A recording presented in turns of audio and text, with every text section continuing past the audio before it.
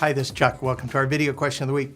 This week, our question comes in from Jim in Nebraska, and he asks, whose responsibility is it to deal with a bad product selection on a design when it's a consultant job? Ooh.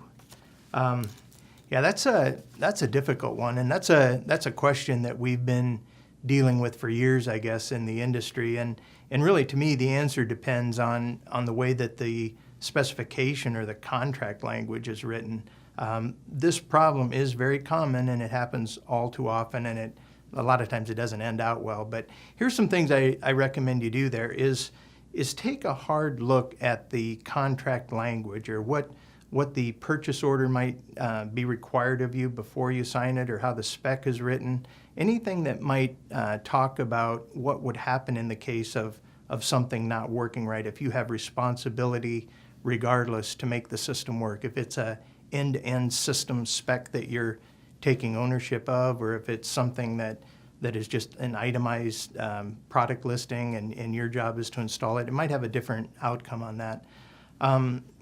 Another thing that we talk about a lot with this is not just the product, but it's how that product fits into the system chain, if you will.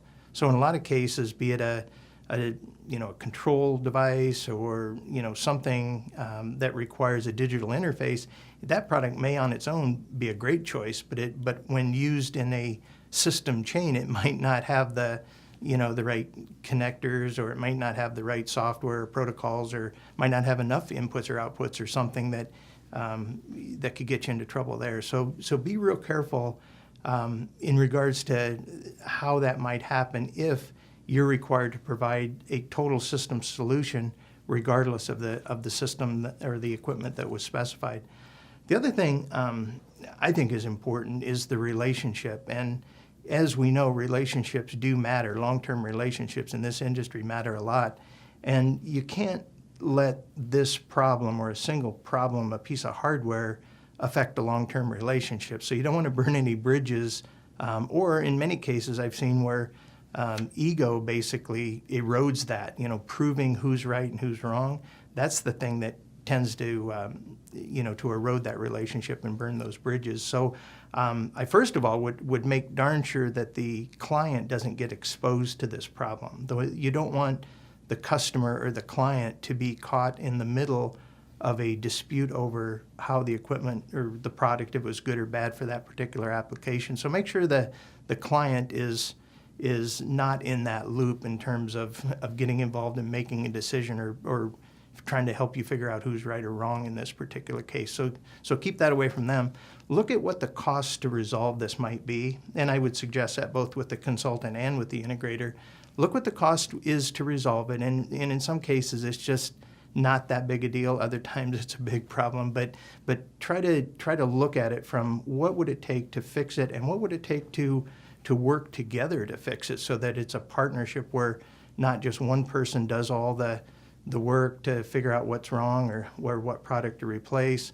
And you don't want to just say, hey, it's not my problem, it's yours. You want to figure out and be willing to take on the responsibility, or at least helping try to figure this out. So some people believe a willingness to take on a project means the willingness to accept the risk of all the products working in that system chain.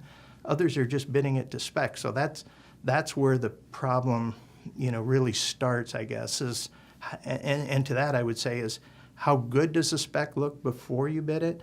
How does your proposal address this? And then what does the signed contract say? Is there any exclusionary language or inclusionary language that gives you direction on this one way or the other? So anyway, this is a tough question, and it's one that's been going on for years, but the lingering problem here is that we have to clearly communicate when it's something that hasn't been done before. If it's a product in a system chain that you're not familiar with, be very, very clear to ask this question in advance: what happens if this product doesn't work? And I think by asking it up front, you'll get the answer that you're looking for in most cases. So thanks for the great but very tough question.